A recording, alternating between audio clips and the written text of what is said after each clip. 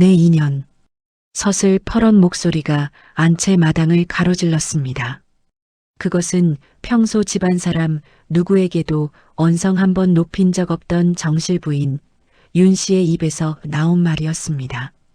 감히 내 남편의 총애를 믿고 기고만장하더니 오늘이 내 제삿날인 줄 알 거라. 그 말이 끝나는 순간 마당에 있던 하인들은 쥐죽은 듯 몸을 낮추었습니다. 누구도 눈 하나 깜짝하지 않았지요. 그도 그럴 것이 인자하기로 소문난 마님의 입에서 저토록 잔혹한 말이 쏟아지는 것은 처음 있는 일이었으니까요. 윤 씨의 손에는 사발 하나가 들려 있었습니다. 검붉은 빛이 감도는 보기에도 섬뜩한 사발이었지요.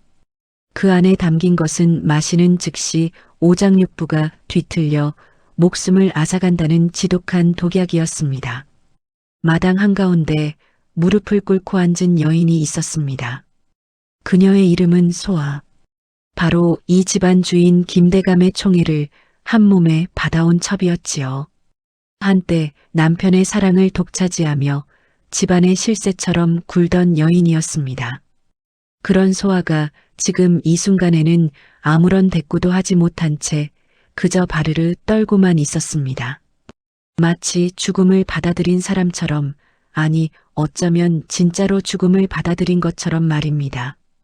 윤 씨는 독사발을 든 손을 천천히 앞으로 내밀었습니다. 그녀의 눈빛에는 십수년간 쌓인 서러움과 분노와 배신감이 한꺼번에 녹아 있었습니다. 그것은 단순한 질투가 아니었습니다. 자신의 삶 전체가 무너지는 것 같은 절망이었지요. 그때였습니다. 윤 씨의 눈에 무언가가 들어왔습니다. 소아의 목에 걸린 낡은 비단 주머니 하나. 작고 허름한 물건이었습니다. 하지만 그것을 본 순간 윤 씨의 손이 멈추었습니다.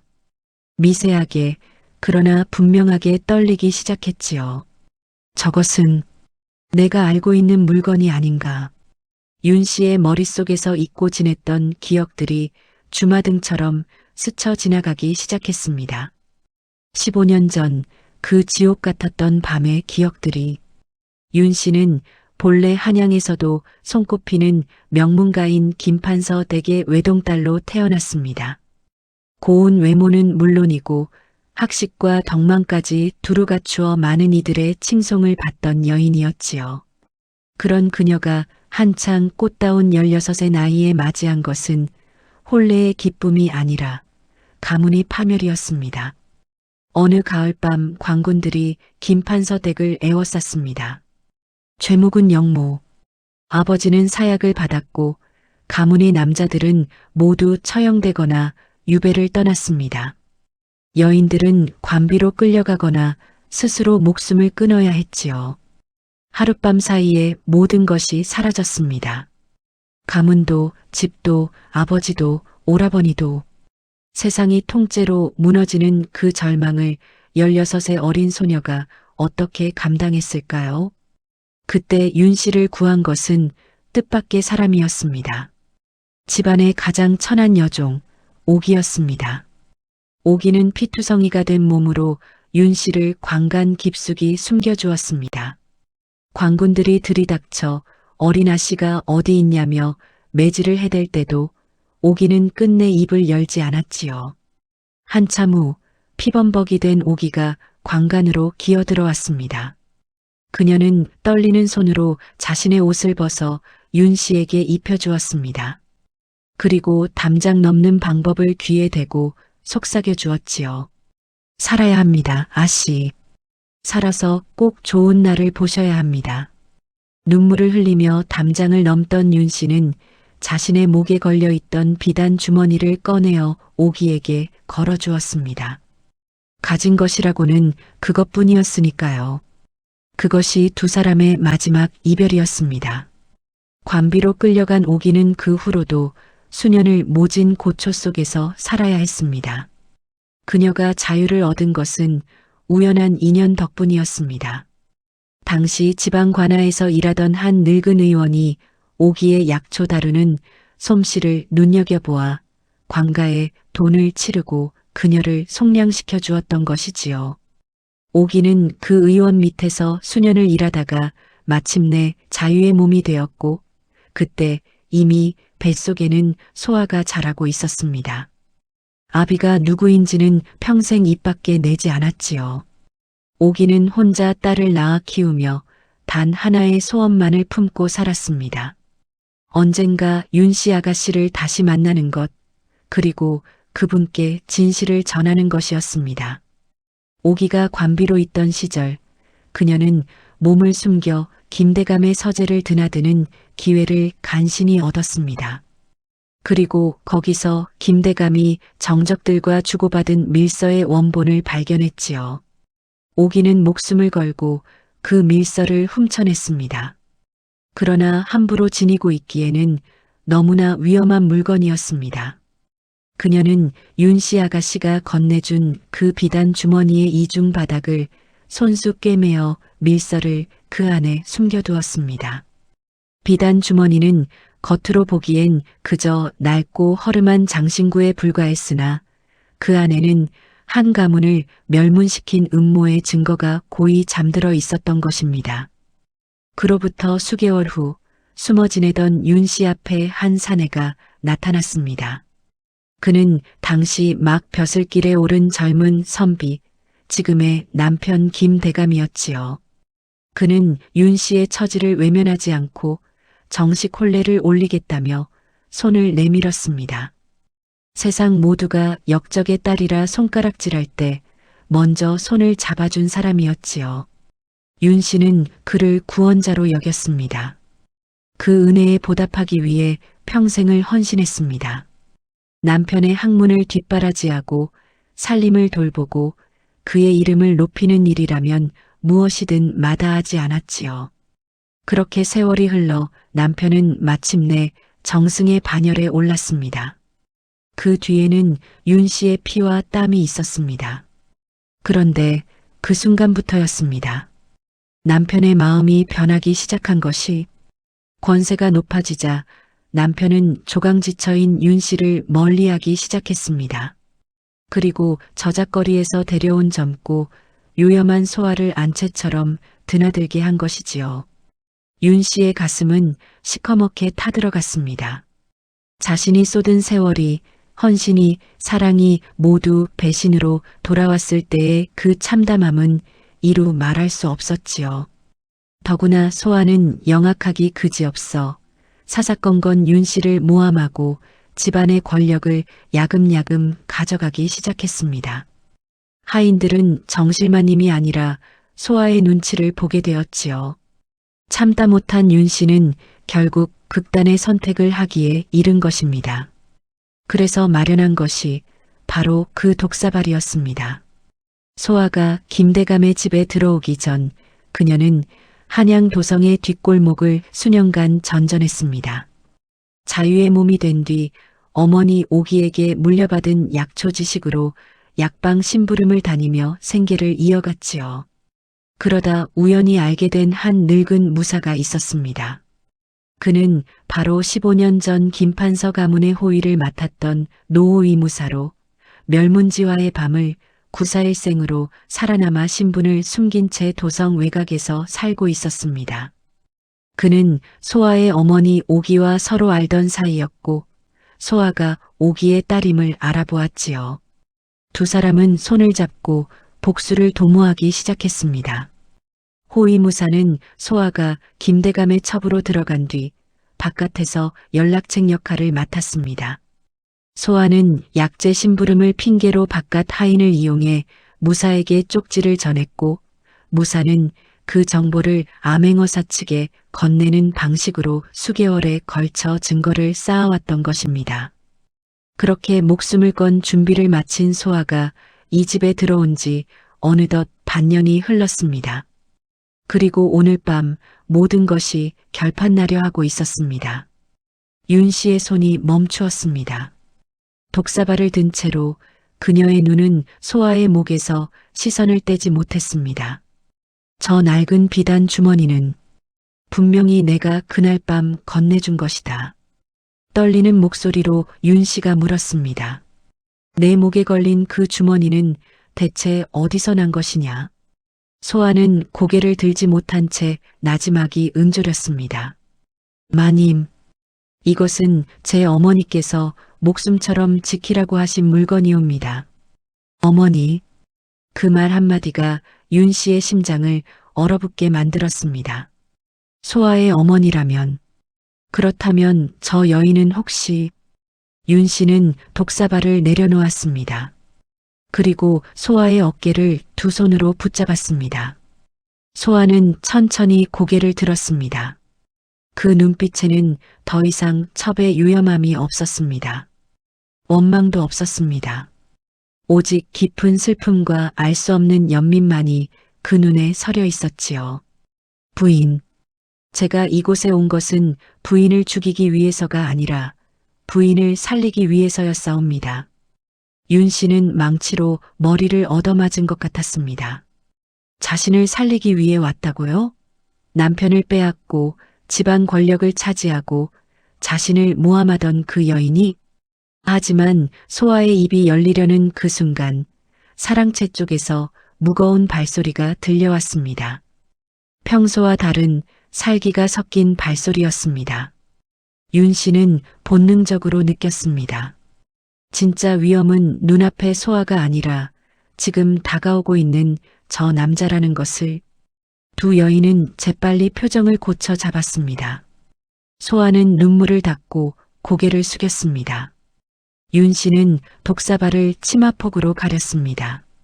문이 열리며 김대감이 들어섰습니다. 그의 얼굴에는 묘한 냉기가 서려 있었습니다. 그는 방 안의 공기가 심상치 않음을 눈치챈 듯 두 여인을 번갈아 보았습니다.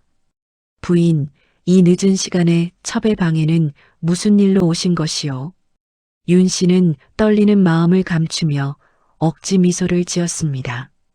대감께서 소아에게 마음을 쓰시는 것 같아 정실로서 좋은 약재라도 챙겨다 주려고 왔을 뿐입니다. 김대감은 소아의 목에 걸린 비단 주머니를 힐끗 쳐다보았습니다. 그 눈에 순간 불쾌한 빛이 지나갔지만 그는 더 이상 캐묻지 않고 방을 나갔습니다. 남편의 발소리가 멀어지자 윤 씨는 참았던 숨을 몰아쉬었습니다. 그리고 다시 소아를 향해 몸을 낮추었습니다. 이제 말해보거라. 너는 대체 누구이며 왜 이곳에 온 것이냐? 소아는 낮고 조심스러운 목소리로 이야기를 시작했습니다. 마님께서는 기억하시는지요? 15년 전 김판서 댁이 하룻밤 사이에 무너지던 그 끔찍한 밤을. 윤 씨의 눈동자가 크게 흔들렸습니다. 제 어머니의 이름은 옥이었사옵니다. 그 순간 윤 씨의 온몸의 피가 한꺼번에 역류하는 것 같았습니다. 어머니는 관비의 신분에서 벗어나신 뒤에도 평생 마님을 원망하지 않으셨습니다. 오히려 마님께서 살아계시기만을 간절히 빌고 또 비셨지요. 돌아가시기 직전 저에게 이 주머니를 건네시며 말씀하셨사옵니다. 만약 김판서 댁의 아가씨를 만나게 된다면 목숨을 다해 그분을 지켜드려야 한다고 말입니다. 윤 씨의 눈에서 눈물이 흘러내렸습니다. 마님께서 지금의 대감마님과 혼인하신 것이 우연이라 생각하시옵니까? 윤 씨는 말문이 막혔습니다. 김대감은 마님 가문을 몰락시킨 주동자 중 한 명이었사옵니다. 그는 마님 가문이 대대로 보관해 오던 왕실의 비밀 문서와 막대한 비자금의 행방을 알아내기 위해 의도적으로 마님께 접근하여 혼인한 것이었사옵니다. 자신을 구원자라 믿었던 남편이 사실은 아버지를 죽음으로 몰아넣은 원수였다는 사실. 그것을 어찌 감당할 수 있겠습니까? 윤 씨는 눈앞이 캄캄해졌습니다. 대감은 마님께서 문서의 행방을 끝내 알려주지 않자 이제는 마님을 제거하고 가문의 재산을 완전히 가로채려 하고 있사옵니다. 마님께서 매일 밤 드시는 그 보약 속에 조금씩 독이 섞여 있었사옵니다. 저는 그것을 알고 매일 밤 탕약을 바꿔치기 해왔지요. 윤 씨는 최근 들어 부쩍 기력이 떨어지고 밤마다 가슴이 답답하던 것이 떠올랐습니다. 그것이 단순한 노안이 아니었던 것입니다. 윤 씨 부인은 소아의 손을 꼭 잡았습니다. 미안하구나. 내가 죽을 죄를 지었어. 너의 깊은 속도 모르고 내가 너를 죽이려 들다니. 소아도 참았던 울음을 터뜨렸습니다. 두 여인은 차가운 방바닥에서 서로를 껴안고 한참을 울었습니다. 하지만 슬퍼하고 있을 시간이 없었습니다. 마님, 이제 시간이 없사옵니다. 대감은 오늘 밤 마님께서 저를 독살하려 했다는 누명을 씌워 마님을 처단하려 할 것입니다. 아까 대감이 방에 들어왔던 것도 그 명분을 쌓기 위함이었지요. 윤 씨는 정신이 번쩍 들었습니다. 남편은 이미 모든 시나리오를 짜놓고 기다리고 있었던 것입니다. 그때 소아가 품 안에서 낡은 서찰 한 장을 꺼내 보였습니다. 대감마님께서 찾으시는 것이 혹시 이것이옵니까? 때마침 방 안으로 들이닥친 김대감의 얼굴이 순식간에 흑빛으로 변했습니다. 그것은 김대감이 15년 전 윤 씨의 아버지를 영모로 몰기 위해 정적들과 주고받았던 밀서의 원본이었습니다. 오기가 비단 주머니의 이중 바닥에 숨겨두었던 바로 그것이었지요. 이것이 내년의 손에 어찌 있는 것이냐. 소아는 차가운 눈빛으로 남편을 응시했습니다. 제 어머니는 대감의 눈 아래에서 종살이를 하며 대감이 저지른 온갖 악행을 지켜보셨사옵니다. 대감이 윤 씨 가문의 재산을 가로채기 위해 아버님을 고발하고 증거를 조작하는 과정까지 전부 알고 계셨지요. 그리고 그 증거를 목숨을 걸고 빼돌려 평생을 간직하셨사옵니다. 김대감은 달려들어 서찰을 빼앗으려 했습니다. 하지만 소아는 재빨리 그것을 윤 씨에게 건넸습니다. 윤 씨는 떨리는 손으로 서찰을 읽어내려갔습니다. 거기에는 남편이 아버지를 배신하고 가문을 파멸로 이끈 구체적인 계획이 적혀 있었습니다. 심지어 윤 씨와 혼인한 이유조차 비자금 장부의 행방을 알아내기 위한 수단에 불과했다는 내용이 명백히 기록되어 있었지요. 윤 씨의 눈물이 서찰 위에 떨어졌습니다. 대감, 당신이 정령 사람이란 말이오. 우리 아버지가 당신을 어떻게 아꼈는데 어찌 우리 가문에 이런 짓을 할 수 있단 말이오. 김대감은 눈 하나 깜짝하지 않았습니다. 오히려 본색을 드러내며 비웃음을 흘렸지요. 죽은 자는 말이 없는 법이지. 내 아비는 너무 고지식해서 탈이었어. 그 막대한 재물을 왕실에 바치려 하다니. 내가 그것을 차지해서 이 나라의 주인이 되겠다는데 무엇이 잘못이란 말이냐.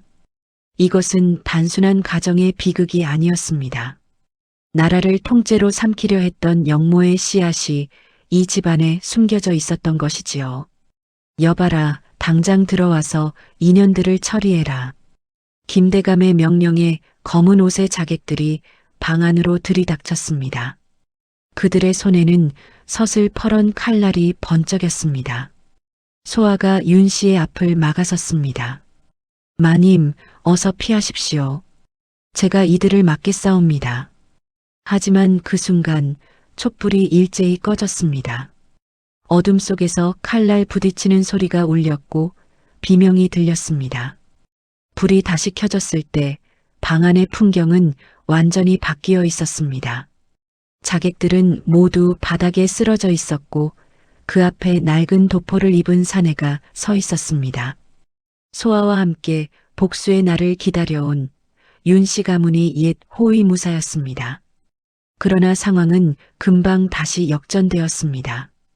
담장 너머에서 수십 명의 병사들이 들이닥치는 소리가 들려왔기 때문입니다. 하하, 고작 무사 한 명으로 나를 잡으려 했더냐. 이 집은 이미 내 병사들이 포위하고 있다. 그 순간이었습니다. 육중한 대문이 부서지는 소리와 함께 수백 개의 횃불이 마당을 대낮처럼 밝혔습니다. 암행어사 출두야. 우렁찬 외침이 밤 공기를 갈랐습니다. 마패가 달빛 아래 번쩍였습니다. 김대감의 병사들은 무기를 버리고 바닥에 엎드렸습니다. 암행어사는 소아를 향해 고개를 끄덕였습니다. 소아야, 그동안 고생이 많았구나. 내가 호위무사를 통해 대궐로 보낸 증거 서찰들이 아니었다면 이자의 악행을 천하에 알리지 못했을 것이다. 김대감의 서재 깊숙한 곳에 숨겨진 비밀 금고가 열렸습니다. 그 안에서는 매관매직 뇌물장부, 다른 대신들과 결탁한 영모 밀서들이 쏟아져 나왔습니다. 그 양이 어찌나 방대했는지 마당에 쌓인 종이 더미가 사람 키를 훌쩍 넘길 정도였지요. 수하들의 자백 중 가장 충격적인 것은 따로 있었습니다. 김대감이 윤 씨를 진심으로 사랑한 적이 단 한순간도 없었다는 것. 혼인 첫날 밤에도 그는 인장이 어디에 숨겨져 있는지 알아낼 궁리만 했으며 윤 씨가 아이를 갖지 못하도록 몰래 약을 먹여왔다는 사실까지 밝혀졌습니다. 윤 씨는 가슴을 쥐어짜며 통곡했습니다. 김대감은 끝까지 포기하지 않았습니다. 내가 가진 재물의 절반을 줄 테니 나를 도망치게 해달라. 내가 아는 조정의 비밀들을 다 말해줄 테니 목숨만은 살려달라. 암행어사는 침을 뱉으며 외면했습니다. 그러자 김대감의 잔당들이 증거를 인멸하기 위해 사랑채에 불을 질렀습니다. 불길은 순식간에 번져나갔고 그 혼란 속에서 김대감이 도주를 시도했습니다. 불타는 집안에서 윤 씨 부인의 눈에 이상한 광경이 포착되었습니다. 한 여종이 어린아이를 안고 불길을 헤치며 뛰어나오고 있었습니다. 윤 씨는 주저없이 달려가 아이를 받아 안았습니다. 원수의 자식이었으나 그 아이는 아무런 죄가 없었지요. 윤 씨 부인의 이 숭고한 행동은 현장에 있던 모든 이들의 가슴을 뭉클하게 만들었습니다. 그 아이는 김대감의 자식이 아니었습니다. 그 사실은 아이의 옷깃에서 옥패가 떨어져 나오면서 드러났습니다. 왕실의 문장인 오약꽃이 정교하게 새겨진 옥패였습니다. 암행어사가 조용히 말했습니다. 이 아이는 5년 전 영모로 몰려 죽임을 당한 폐쇄자의 유복자이옵니다. 당시 폐쇄자의 가장 가까운 나인이 목숨을 걸고 유복자를 빼돌렸는데 그것을 눈치챈 자가 바로 김대감이었지요. 그는 수년에 걸쳐 아이의 행방을 추적하여 나인을 협박하고 아이를 빼앗아 왔습니다. 이 아이를 앞세워 언젠가 영모를 완성하려는 계획이었던 것입니다. 윤 씨는 품 안의 아이를 더욱 꽉 끌어안았습니다. 아이의 어깨에는 붉은빛 반점들이 승천하는 용의 형상을 이루고 있었습니다. 전설로만 내려오던 왕실 정통 후계자의 표식, 용린이었지요. 그때였습니다. 불타는 잔해 속에서 시커멓게 그을린 형체 하나가 기어 나오기 시작했습니다.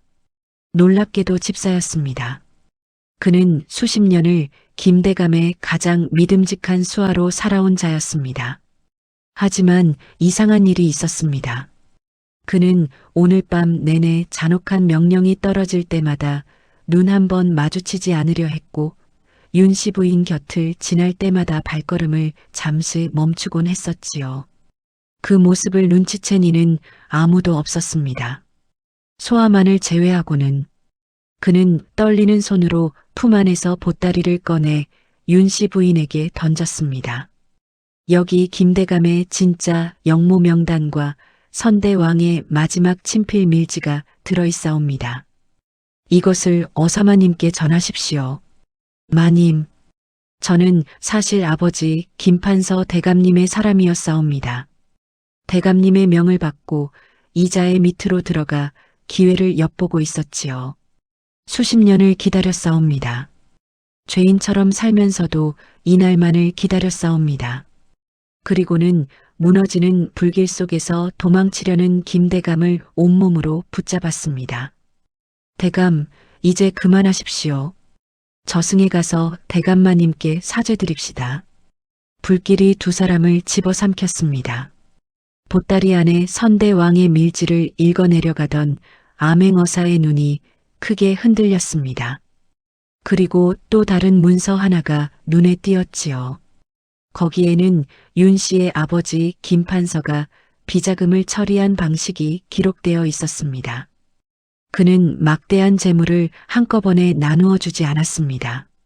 전국 8도의 각기 다른 이름을 빌려 수십 개의 소규모 곡식 방출로 분산했고 그 기록조차 10가지 다른 방식으로 암호화하여 숨겨두었던 것입니다.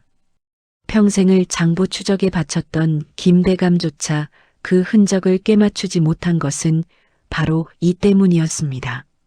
김판서는 죽기 전에 이미 모든 것을 예견하고 원수가 결코 찾아낼 수 없도록 재물을 세상에 풀어놓았던 것이지요. 그 상자 안에서 나온 것은 황금이 아니었습니다. 낡은 붓한자루와 빛바랜 종이 한 장뿐이었지요. 전국 백성들에게 곡식을 나누어 준 내역과 그들의 서명이 빼곡히 적힌 종이었습니다. 윤 씨 부인은 나지막이 움츠렸습니다. 대감, 당신은 재물을 얻기 위해 사람을 죽였지만 우리 아버지는 사람을 살리기 위해 재물을 버리셨소? 그것이 당신과 우리 아버지의 차이였던 것이요. 그때였습니다. 금군 별장 박대감이 칼을 뽑아들었습니다. 그는 아이의 어깨에 새겨진 용린을 보는 순간 임금의 명에 따라 왕실의 화근을 제거해야 한다는 판단을 내린 것이었습니다. 윤 씨 부인은 아이를 더욱 세게 끌어안으며 외쳤습니다. 이 아이가 무슨 죄가 있단 말이오. 그녀는 떨리는 손으로 보따리 속에 선대왕 밀지를 펼쳐 박대감의 눈앞에 들이밀었습니다. 그리고 아버지가 남기신 인장도 함께 꺼내 들었습니다. 박대감의 눈이 크게 흔들렸습니다. 이 인장이 어찌 부인의 손에. 윤 씨 부인도 그제야 인장의 진짜 가치를 깨달았습니다.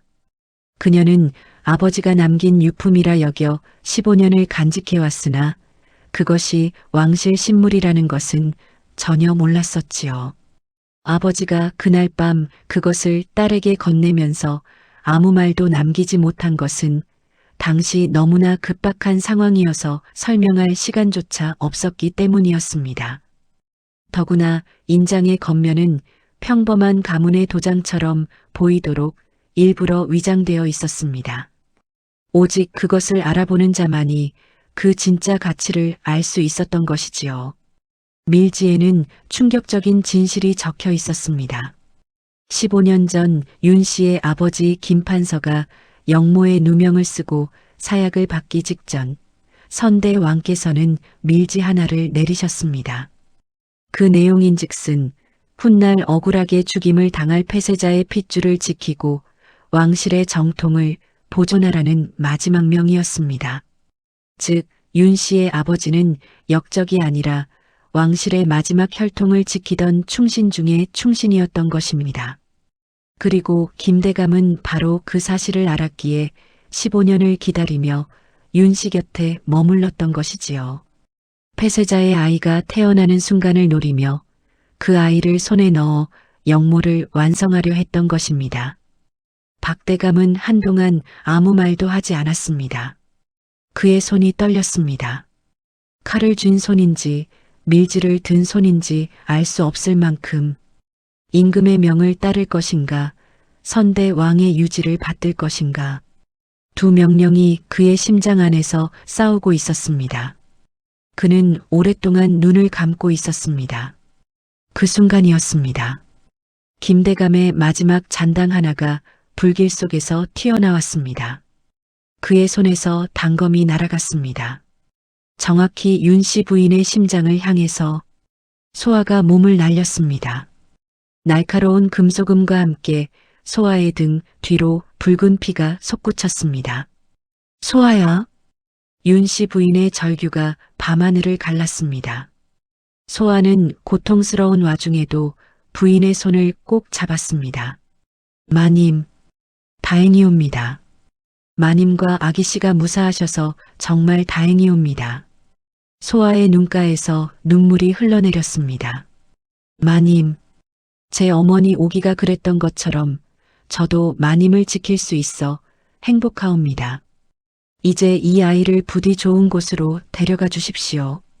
대궐의 차가운 바람이 닿지 않는 곳에서 평범한 사람으로 살게 해 주십시오.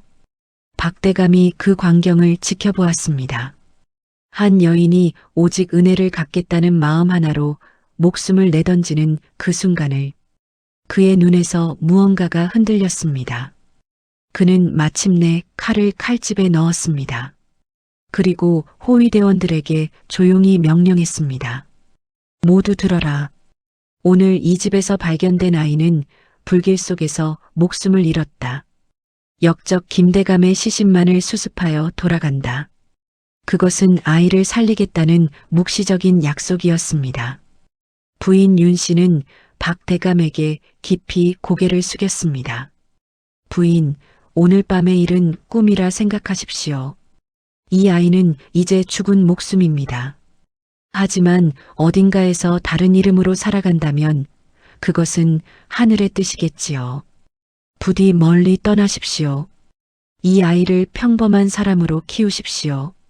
그것이 김판서 대감과 저 여인의 희생을 헛되지 않게 하는 길일 것입니다. 소아의 상처를 살피던 어이가 달려와 품 안에서 기력을 잃어가는 아이를 살폈습니다. 불길 속에서 연기를 너무 많이 마신 탓이었지요. 아이의 안색은 점점 창백해지고 있었습니다. 윤 씨 부인은 아이를 바닥에 눕히고 절박하게 소리쳤습니다. 안 된다, 아이야. 내가 죽으면 이 모든 희생이 헛수고가 된단 말이다.